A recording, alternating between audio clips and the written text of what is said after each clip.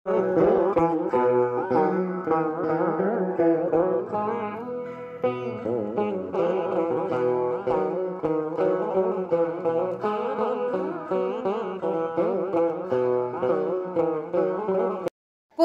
బుద్ధి జిహ్వకో రుచి అన్నారు పెద్దలు.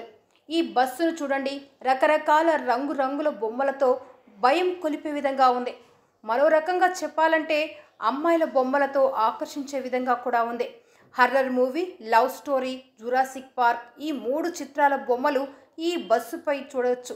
రంగురంగుల తళుకులతో ఈ బస్సును యజమాని ఎలా తీర్చిదిద్దాడో గానీ ఈ పెయింటింగ్ కోసం అతను ఎంత ఖర్చు పెట్టి ఉంటాడో కూడా తెలియదు.